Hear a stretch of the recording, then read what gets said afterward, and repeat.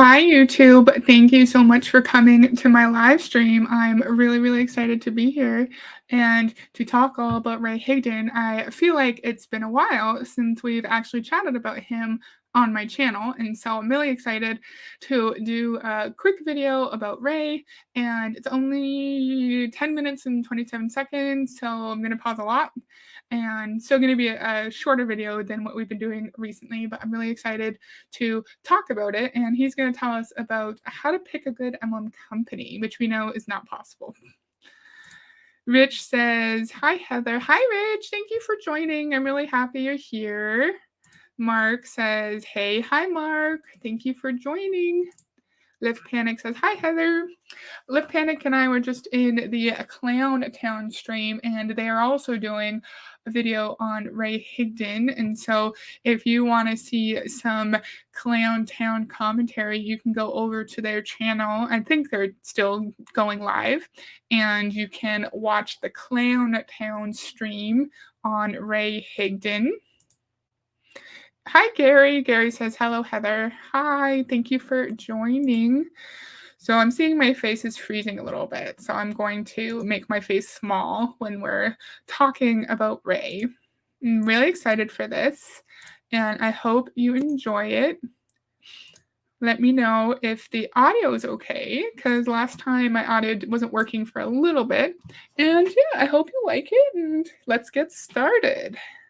Today we're going to talk about... Oop, let me make this. Wait, it's full screen, right? Yeah, it's just not on my end. Okay, we're good. Let's start. About how to choose a good network marketing company. 6 seconds in, I'm already pausing. Sir, you can't choose a good network marketing company. That's not possible.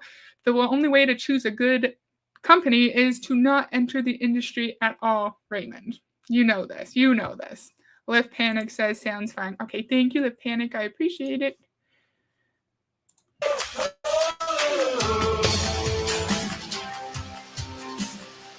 First, we're going to talk about what comes first, the product or the comp plan. Next, I'm going to share some important components when choosing a company. And lastly, I'm going to share a major key to understand when you're picking. So what comes first, the comp plan or the product? And honestly, a lot of that has to do with you, not the comp plan or the product. I know people that have made millions of dollars in a company that, if you analyze their comp plan, wasn't the greatest comp plan. I've seen a lot of people get into a really aggressive comp plan and they just didn't do the work and they didn't make money.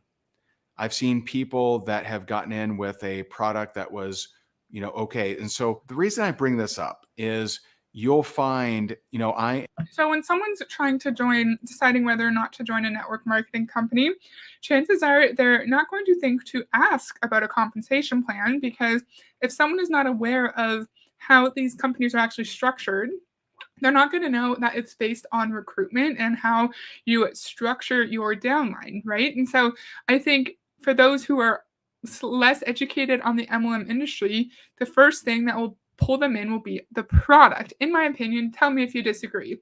And I think a product like paparazzi jewelry that is $5 jewelry that is low quality, yes, and doesn't look that great, but majority of people could afford $5 jewelry. I think that kind of thing is potentially more appealing to more people when you compare it to Monate, which is like $100 for shampoo and conditioner. And I think it might be easier for a paparazzi consultant to bring new people in as compared to a Monate consultant, or as compared to a pure romance consultant, because you don't need to spend $300 on sex toys. You can go to Amazon and get a good sex toy. You know what I mean? Hi, Heather. Can't wait to see the Ray Higdon spectacle. Hi, Charlie. I'm happy you're here. Let me know what you think about all the crap Ray will say. I used to talk about Ray a lot on my own, and then with G on Gracious Expectations, and I haven't done it in a while, and I miss talking about him, so maybe I'll do it again more often. But thank you for joining, Charlie. What are the chances he will bring up income disclosure statements as a way to evaluate companies? 0. You know him so well, Lift Panic. am a ambassador for network marketing, a fan of network marketing. It helped me get out of my very bad financial situation after the real estate market crash. So I don't like when he talks about how he found such great success in network marketing, but the MLM world in 2008 is different than the MLM world now, and it was probably easier for him to magically get to the top and be the top income earner in his company.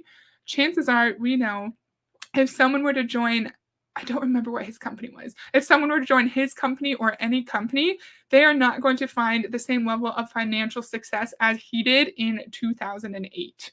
Market saturation is one. The MLM movement, anti-MLM sentiment on YouTube across all social medias is very, very strong.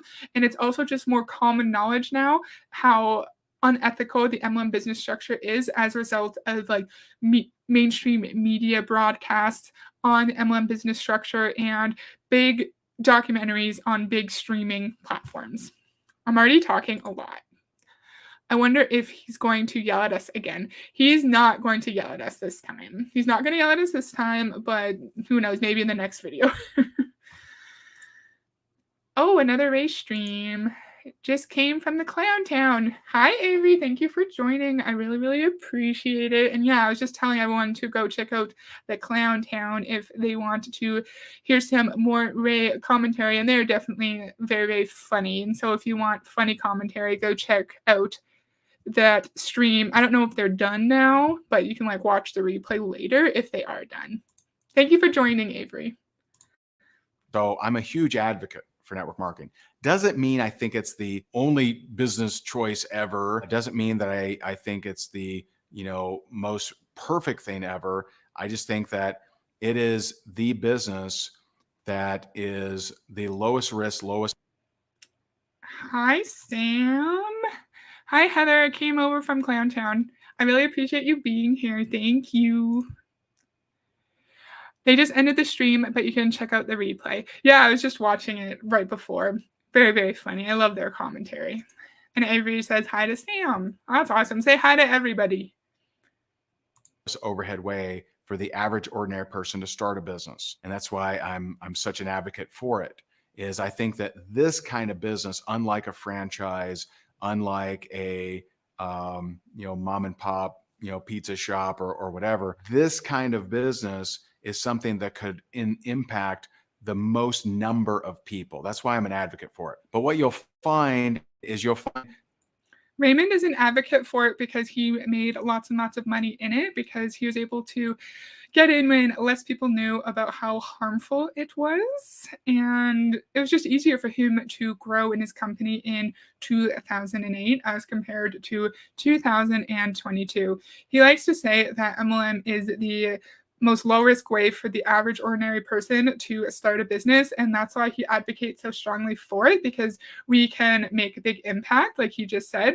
However, in other videos, he said that is the biggest downfall to network marketing, that there's no barrier to entry, right? That anyone can just join without any education, without much of an investment. And so if people don't have skin in the game, then they're not going to actually sacrifice and like push forward to actually make lots of money. So he likes to change his narrative. In one point, he'll say it's great that it's low barrier to entry. And then in another case, he'll say it's the biggest issue in network marketing, Oh, I missed some comments. Look at this. Look at all these friends. It's so fun. Avery says, Dave. Oh, hi, Dave. Let's see Dave's comment. Miss Clowntown. Val said, here. So, go here. So here I am. Got you. That's cool. Thank you for coming, Dave. Hi, Avery, Dave. He got in early. That's why he became successful, right? Right? Yeah, totally. I totally agree.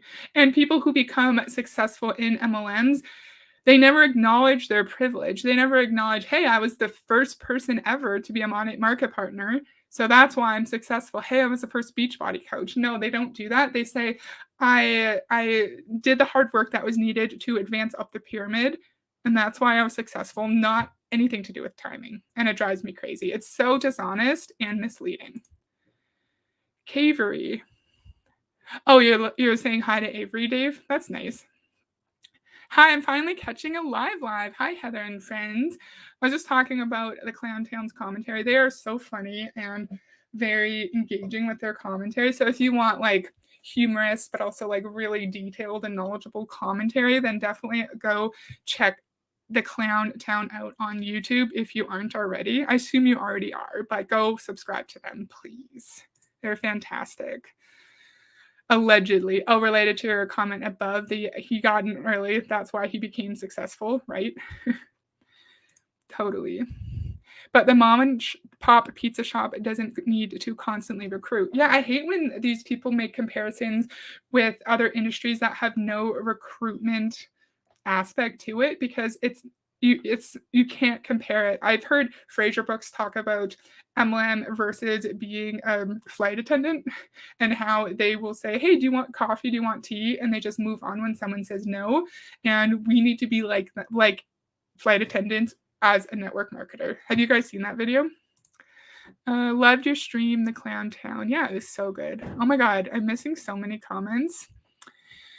Okay, the Clown Town says, I won't be chatting much because I'm getting ready to ready to work, but I'm excited to listen and pop in occasionally. Oh, that's awesome. Thank you.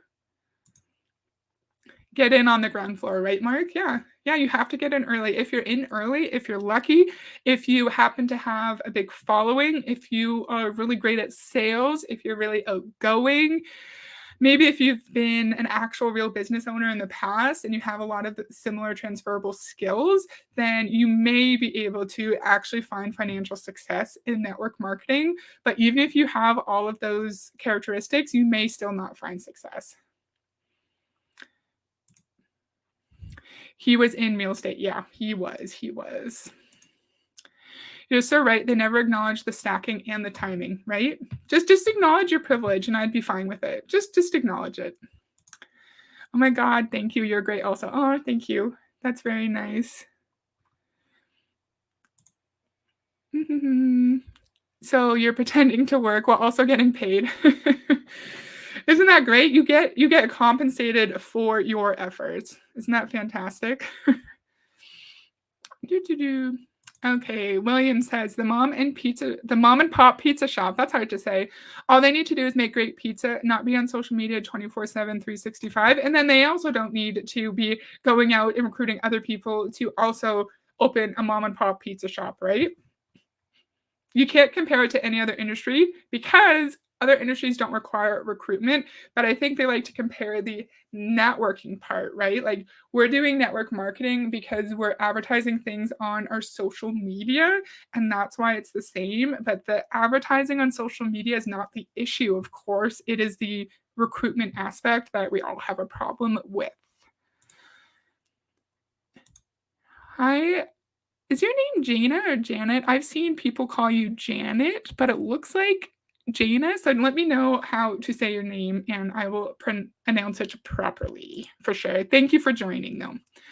They go on about ground floor opportunity, conveniently ignoring the amount of time the company has been running, right? How long does a company need to be open for it to not be ground floor opportunity, right?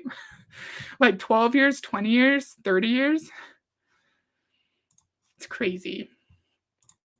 People will say, oh, no, it's got to be the comp plan. And because for them, it was. You'll find people say, no, it's got to be about the product because for them, it was. And so know that it really is going to come down to you. You can have the greatest product and the greatest comp plan all at the same time. And if you don't do the work, it's not going to matter. It's just not going to matter. And so know that there are only 4. So lots of victim blaming already. At least he's not screaming at us and telling us that we're incompetent and that we're addicted to training. He said it in a nice manner, at least. I've really enjoyed doing my videos with very, very old Amway videos where we hear the founders of Amway and the top distributors really pushing this kind of narrative about how it's our fault and we didn't do what our company told us to do, and that's why we're not finding any success. And I'm fascinated that I hear Ray completely echo the sentiments of Rich DeVos and Dexter Yeager from like the 70s and the 80s. So it wouldn't be an MLM coaching video without some victim blaming, of course. He'll never acknowledge his privilege. No, he will not. You are totally right. It's Janet. Okay, gotcha. Janet is my daughter, and I took over her YouTube, and I don't know how to change my name. Okay, I'll call you Janet now. Ah. Oh, you guys are just having a nice little convo back and forth. You are the queen P, and I'm definitely the king of all P-dom. I don't know. This is probably like a little joke, but that's funny. Okay. And pay to go to conferences or holidays where posting daily is required. Yes. Oh, and having to attend the various mindset training courses. Totally. Great point, William. An arsehole is still an arsehole, even when it quietly farts. Yeah, on this channel, we have seen other videos where he is just like bullying us and demeaning us and being really, really terrible. And you make a good point, Dave, that it's potentially even more dangerous for him to not be outwardly terrible, because we actually have to really pay attention and listen to his words to understand what he's saying is harmful. 4 components that create success inside of network marketing, whether it's no matter what the comp plan is, no matter what the product or service is. The Clan 10, what are the 4 components? It was just in your stream literally 2 minutes ago. What do we think he's going to say? No matter the timing of it, no matter what markets it's open in, the 4 things that come down to success is pipeline, posture, position, and perspective. Okay. These are things we talk a lot about here on this YouTube channel, and I'm not going to dive into them here today, but one, I will talk about pipeline. How many people you're reaching out to, following up with, setting appointments with, etc. Doesn't matter what the comp plan is if you're not doing that. So he talks about posture in a lot of his videos. He tends to repeat the 4 Ps and just recycle it throughout all of his content. But my understanding is we need to understand. Wait, I thought I knew what the posture was. Oh yeah, we have to have belief in ourselves and what we're doing without the requirement of external acceptance and approval. Is that his posture definition? I think from videos from like 10 months ago that I did, I think that's his posture definition. I hate how he describes that all we need to do to find success is simply to have people in our pipeline and talk to the people in our pipeline and continually have people in that line. And then if we just talk to enough people, then we will have success. A pipeline is a normal sales thing that you do have to move people through, and it is a way to actually make sales. But we know MLM is sales, but it's more complicated because you have the MLM aspect of it that is sketchy and unethical, and more people know about it. So you could have 3,000 people in your pipeline, somewhere in your pipeline, and then if once they realize that you're trying to recruit them into an MLM, it doesn't matter how good of a salesperson you are. It doesn't matter. If they know that MLMs are scams, they're going to say no matter what you say. Yes, a pipeline is like a funnel. Yeah. Pipeline is here an oil company. Yeah, a sales pipeline is just like moving your prospects throughout the sales process. Like before they're a prospect, you're just like introducing them to the product, and then once you understand their position, then you know whether or not like you could potentially close a sale, is what he's trying to get at. I'm not explaining it well because it's been a while. I need to review his 4 Ps. I need to review it because I don't remember. Doesn't matter what the product is if you're not doing that. And so you got to understand that it is your level of effort. It is your work ethic that's going to dictate a lot of your success, not comp plan or product. So what are some important components? Raymond, but if you have a shitty ass product, it doesn't matter how much effort you put in. And also, it doesn't matter how good the product is. It's still an MLM. And if you aren't really outgoing on social media and you don't have a built-in following, it doesn't matter how much work you put in. You're still not going to make any money. Stop gaslighting me, please. Components when you are deciding what company to go with. And so some of the most important components that I've seen that would at least influence my William, I think it's position. where we can't assume the position of a prospect. Someone is not a prospect unless they give you permission to tell you about your product or your service. I think. Someone correct me if I'm wrong. My decision, and now that you're going to be educated, maybe influence yours, is culture, community, right? Let's talk about those two first. So culture is, how are people made to feel when they enter that organization? Is it hard charging, where every person needs to be a rock star, or every person needs to have really high goals and high desires? Well, if that's the case, that's actually going to make it tough for you to make long-term residual. Because as soon as you're bringing people in, there's going to be more people leave because they don't feel like they fit in. So when it's that high charging, like everyone's got to be a rock star, everyone's got to, win and make big goals, that's not reality. Like, imagine if you were in a corporate infrastructure and no one was allowed to stay at their position for very long because everyone had to be fired up, and so you became a secretary, and it's okay, when you're going to be middle manager, right? You better get going. You better be motivated. Well, people are like, well, I don't really want to be middle manager. Well, then what's wrong with you? It creates an environment of too much aggression. And for certain personality types, that's awful. I'm a writer by profession, and like that sentence, oh, who cares? That sentence, it creates an environment of too much aggression. That drives me crazy. Can't we just say it creates an aggressive environment? Raymond, having lots of words in your sentence doesn't mean it's a well-structured sentence. Sometimes less is better. Sorry. Awesome. They need that. They need that, energy, plug. But for a lot of people, that's not the case. And this is a combination of levels of desire and timing.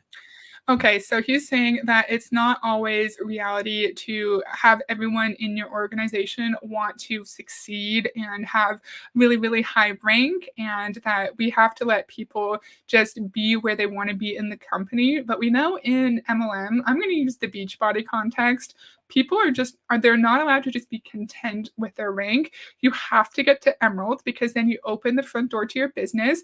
You have to then get to Diamond, because that's when you're a true leader. Then you need to get to 2-star, because that's when you can open up your second business center. And then when you have access to the Star Diamond bonus, of course, then you have to get to 5-star in order to be elite. And then you have to get to 15-star to get to the top of the comp plan, right? You always get to one major milestone, and then you're pressured to get to the next milestone. So you're never allowed to just be happy and relaxed where you are, even if you are lucky enough to be satisfied with the amount of money that you're making. You have to always want more.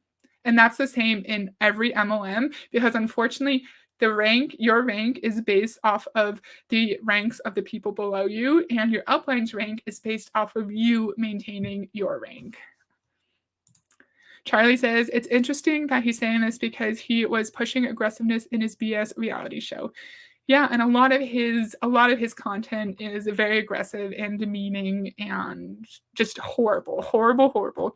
There's a video on my channel from a million years ago where he mimics individuals who are struggling with drug addiction, and it was really, really insulting and kind of triggering, even though I don't have a history with that, or none of my loved ones have a history with that. I remember getting really, really upset. And that was the one time that I wasn't respectful to him, where I was a little bit rude, because I think he deserved it in that moment. So you don't need to rank up, says the guy who created Rank Makers, right? Yeah, some just want to lose. Yeah, like we're not making money because we don't want it bad enough. So we are just like wasting our time in an MLM, and we're not actually trying, and we're never going to make any money because it's our fault, which you will say later. It's a personal fault. It's a personal issue that is causing us to not make any money. William says, but you're basically an independent contractor in an MLM. At least in a franchise, everything is already in place, right? Good point. The reality show was horrible, and I feel really bad for the contestants because he treated them like doo-doo. Yeah, he sure did. That was terrible. Terrible, terrible. I've seen people that were in network marketing for years and not make money, but then timing changed and they went on to crush it. Had they been pressured all that time, then they would have left that company, because no one wants to feel like a disappointment. And that's what happens when there's too much aggression, too much pushiness. Instead of Anyone who's been in an MLM, did you feel pressure and like you were disappointment if you were not progressing really quickly in your business? Maybe if you dropped rank, were you just loved and cared for based on where you were at and, like you said, your level of desire, or were you pressured to get to a certain rank and maintain it? Tell us your experiences. that, make people feel good regardless of their level of desire, level of result. That's good culture. So if I came into your organization and I didn't do a darn thing, would I be chastised? Would I be frowned upon? Would people reach out to me like, hey, are you going to do anything or what? Right. And if that's the case, then you might want to, you might be concerned about that culture because it's going to chase off people as soon as you're bringing them in. So you're going to bring in 10 people and you'll see 8 going out the back. And so you want to be. That's not why 8 people leave every time you bring in 10. It's because maybe they realized that they're not going to make any money unless they recruit a bunch of people. Because, like I said earlier, majority of people aren't going to look at the comp plan. They're not going to look at how the ranks are structured, because if you looked at the Beachbody rank structure, you would see, okay, it's all based on the number of coaches that I have in my downline, and not only the number, but their rank and their status in the company. Oh, well, I'm not very outgoing. I'm not going to be able to maintain this. I don't want to do this, and quit. Or they realize that they're being mistreated by their uplines, or they realize that their relationships with their spouse or their significant other is starting to suffer because of their MLM, and that's why they leave. That's why there's a constant hamster wheel of people being recruited and people leaving. It has nothing to do with aggression. No, that's not true. That's not true. In my opinion, it's not just people having too high expectations for them. There's a lot of other factors at play, in my opinion. So Ray should, missing some questions here or comments. This is so hypocritical considering what he teaches as a coach, right? Right? So Ray, then why were you in 11 MLMs? And I wish I could find which MLMs he was in. Does anyone know? If you do, let us know, and I'd love to see it, because I feel like anytime you try to research the MLMs these coaches were in, it's always very, very hard to get an actual straightforward answer. He's a swinger.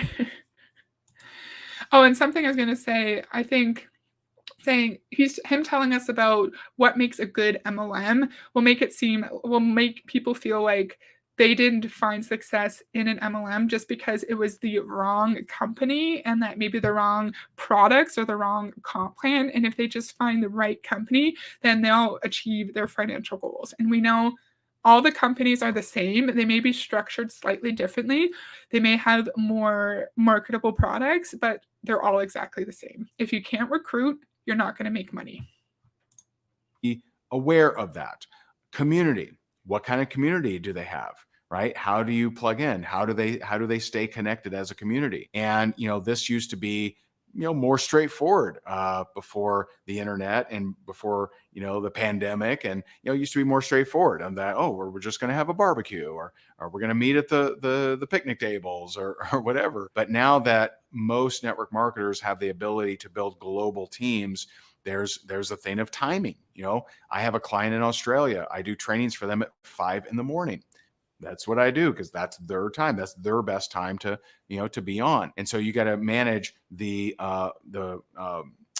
virtual nature of managing and working with teams now, along with time zones. So how's the company doing that? Are they handling that? Are they taking care of that? Or are there certain time zones, maybe yours, that's being ignored that you would not be able to plug into? That's to consider. And so, I feel like that's a really obvious thing that doesn't even really need to be said. If I were to be looking for a new job and say it was somewhere way on the other end of the country and I was required to get up and start working at 4 a.m. to coincide with their workday, then I wouldn't do it. I feel like that's obvious, Raymond, and he tends to say things that are intuitive and obvious and that don't need to be said, but I think he says them in a way that makes it seem really, really deep and profound. The ones that offer paid for holidays, a free car, and the best dream, right? Yeah, totally. And all that crap is you have to pay taxes on that free car and that free holiday, right? And so it's not actually free. And you also have to like pay into the MLM scheme in order to get that stuff. And so it's actually very, very expensive. I would rather just save my money and buy a car myself. Taken into effect those two things, another thing I would look at is what is the system? If I come into the Barf. That's like the biggest MLM buzzword, system, system, system. And it's really just like go out and message thousands of people, harass them until they say yes, and make sure they stay in your downline for as long as possible. That's literally the system. That's the system in every MLM. 30% truth, 70% BS. Yep. You are right. this organization and I want to build, what is the system? What is it? Most people don't really understand the definition of a system, but they'll tell you a piece of a system. So if I say, hey, do you have a system? They'll always say yes. Yes, we do. You just follow it. Okay, what's the system? And they'll say, well, you send people this video or you send people this sample and you follow up with them. Well, that's part of a system. But when I bring people in, what happens? Do you have a system for that? When they bring people in, what do? Do you have a system for that? And so you want to have a system that is encompassing of you bringing people in, them bringing people in. Can everyone follow this system regardless of if they're an influencer or not, regardless of if they graduated high school or college, regardless of where they are, right? As long as they're in the market that's open. And so I would pay attention to what is their system for building. So before I get, I feel like system is another way of saying like job description or like job responsibilities, right? Because say you're lucky enough to bring someone in. Okay, what's your first step? What's your second step? What's your third step? And it's just like what you have to do day to day. But of course, in the MLM, you have to change the wording and the language used to make it sound more impressive. Instead of saying like, these are your job responsibilities. No, you have to say this is the system. In my opinion, I may be thinking too deep into it. This is the system to make it seem more elusive and more exclusive than just saying these are your responsibilities, right? Most people don't know what a system is, ? Right? Isn't that weird? There's only one system. Y'all just change the names. It's add, tag, message. And Fraser's, isn't that find, add, message? Because he says it's the FAM method, and finding, adding, and message is the way that you turn strangers to friends and friends to family. It's been a while since I've talked about Fraser too. I used to know so much about these two men, and I forget everything. Yeah, William, he puts a kernel of truth in a mountain of shit. True, true. What system is just a work procedure, right, William? Right? I totally agree. My last point, I would love to hear from you. What is, and please, don't say company names. We don't have to do that, or don't post links, but what was the number one? I just want the reason, okay? Try to boil it down to something we all can understand without having to know what company you're in. But what was that one reason that made you choose your current company? I'd love to know. Is it, is it you just really fell in love with the product? See, that we could understand. Is it that it was the comp plan? It was amazing. Or is it because you knew people over there and they were just the greatest people on the planet? What was the number one reason that made you pick your current company? And by the way, if you are serious about growing a network marketing business, whether you can comment or not, click that subscribe button and let's get you getting all of our goodies that we send out to our YouTube community and help you out. So what's the major? What goodies? What are you talking about? There's no goodies. And why people are choosing their specific company? Well, it's because that was the company that someone was able to manipulate them into, and that they were able to get tricked into joining. That's literally it. It's not that deep. It's not that deep, right? And why can't we say company names? Why are we being sketchy? Why are we being sketchy? Let's see. So these are the reasons in his comment section, right? The business plan, I thought it'd be a great way to build my foundation, building a team. You're right. The passion of the CEO and the COO. I love the products and the comp plan. One product worked for me. Also, it was the system, products, and incentive. Seemed like a really good service. Something else that's interesting about Ray is look at his follower count, 13,000 followers, subscribers, only 434 views in 8 months, and 29 likes. I have some tiny little ass YouTube channel, and I get like I have gotten close to that many amount of likes for my videos with a little bit more views with a tiny, tiny little channel that very few people watch. Why does Ray not get good engagement? I wonder, sir. Tell me. I mean, it's obvious why Ray went into coaching, right, William? Key to understand before you decide. The major key is your success at the end of the day is going to come down to your consistency. How consistent are you? And if this is something I want to make a prediction and give you a vision of, if you've tried a lot of things and never stuck with them, I want you to ask yourself this question: what makes this time different? Because if you don't ask that question, you run the risk of just repeating the same pattern. And they say that the lesson is repeated until it's learned. Why weren't you consistent in whatever those other endeavors were? Why will you be consistent here? Why are you assuming they weren't consistent in their other endeavors? I would assume that people who go from MLM to MLM try their best, do what their upline tells them to do, because the majority of people who join MLM companies need money. They need money, and that's why they join it. And so these coaches always assume that people just are too lazy to do what their upline tells them to do, and that's why they fail, and that's why they're going to another MLM. No, they're going to another MLM because they're made to believe that it's their fault and that they just need to find the right company. And it's very, very sad.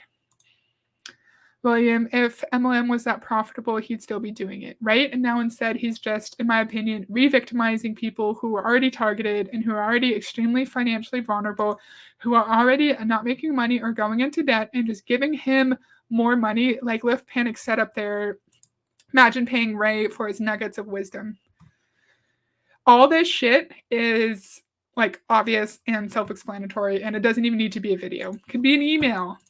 What's the difference? Is it desire? You have a larger desire? Is it you're in a situation where you have to play, whereas in the past it was optional? Like, what's the reason? But you have to get that. Regardless of the company, they can roll out the greatest brochures on the planet, the greatest videos with, rockstar Jay-Z and Kanye and whatever. They can have the greatest of everything. But if you're not consistent and you're not doing the work, you're not going to make money. You're going to build that business. And so what makes this time any? Do you guys remember those of you who watched my Amway videos, the one from like 1983 where the person was like, I think Rich said, well, of course she didn't make any money. She didn't do what she told us, what we told her to do. She didn't do it the Amway way.